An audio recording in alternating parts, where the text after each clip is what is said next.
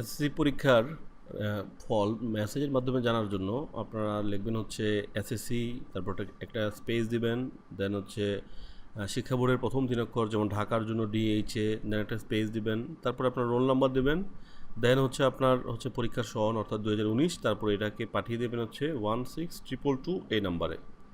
এভাবে আপনারা যদি এসএসসি পরীক্ষার দিন সকালবেলা এই মেসেজটা দিয়ে রাখেন, তাহলে রেজাল্ট আপনারা হচ্ছে 2টার মধ্যে বা 3টার মধ্যে ইনশাল্লাহ পেয়ে যাবেন। কারণ রেজাল্ট পেতে পেতে মোটামুটি 2টা বেজে যাবে আর কি। আর 2টার পরে আপনারা রেজাল্টটা পেতে একটু সমস্যা হবে, কারণ তখন হচ্ছে অনলাইনে সবাই একসাথে হুমড়ি খেয়ে পড়বে, যার কারণে রেজাল্টটা আপনারা পেতে একটু আপনাদের বিলম্ব হতে পারে। এবার ধরুন প্রতিটি শিক্ষা বোর্ডের প্রথম 3 অক্ষর, ঢাকা বোর্ডের জন্য DHA, বরিশাল বোর্ডের জন্য BAR, কুমিল্লা বোর্ডের জন্য COM, সিলেট বোর্ডের জন্য SYL, রাজশাহী বোর্ডের জন্য RAJ, দিনাজপুর বোর্ডের জন্য DAIN, যশোর বোর্ডের জন্য JES, মাদ্রাসা বোর্ডের জন্য MAD এবং চিটাগাং বোর্ডের জন্য হচ্ছে CHI, টেকনিক্যাল বোর্ডের জন্য TEC।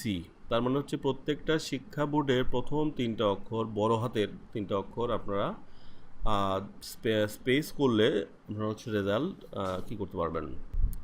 এখন আপনার রেজাল্ট দেখার জন্য এই যে দেখেন eboardresult.com অথবা eboardresult.com, এটাতে যদি এটাই দেখেন eboardresult.com, আমি ভিডিও ডেসক্রিপশনে লিঙ্কটা দিয়ে দিব।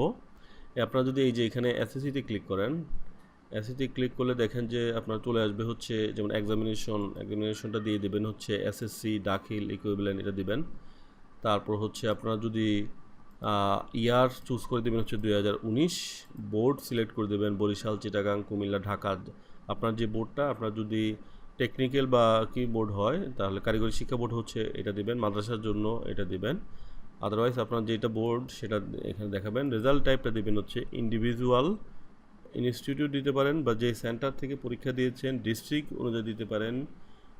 এভাবে আপনারা বিভিন্ন কিভাবে রেজাল্ট দেখতে পারবেন, এভাবে 3টা 6টা ক্যাটাগরিতে রেজাল্ট দেখতে পারবেন। ইন্ডিভিজুয়াল দিবেন, দেওয়ার পরে হচ্ছে আপনার রোল নাম্বারটা এখানে দিয়ে দেবেন, যে রোল নাম্বারটা 6 অক্ষরের বা যে কয় অক্ষরের হয়, রোল নাম্বার দেওয়ার পরে রেজিস্ট্রেশন নাম্বারটা দিলেও দিতে পারেন, না দিলেও সমস্যা নাই। দেন হচ্ছে এখান থেকে দেখেন এই জায়গাটার মধ্যে একটা লেখা আসতেছে, যেমন হচ্ছে এটা OF AAA এটা দেওয়ার পরে গেট রেজাল্টে ক্লিক করলে কিন্তু আপনারা সাথে সাথে রেজাল্ট আপনারা পেয়ে যাবেন।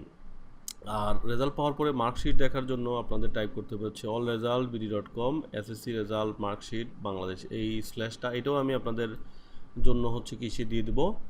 আর এই লিঙ্কটা অ্যাক্টিভেট হবে হচ্ছে পরীক্ষার দিন 2টার পরে যদি আপনারা এই লিঙ্কে ক্লিক করেন, তারপরে হচ্ছে আপনারা আপনাদের রেজাল্ট এখানে খুব সুন্দরভাবে দেখতে পারবেন।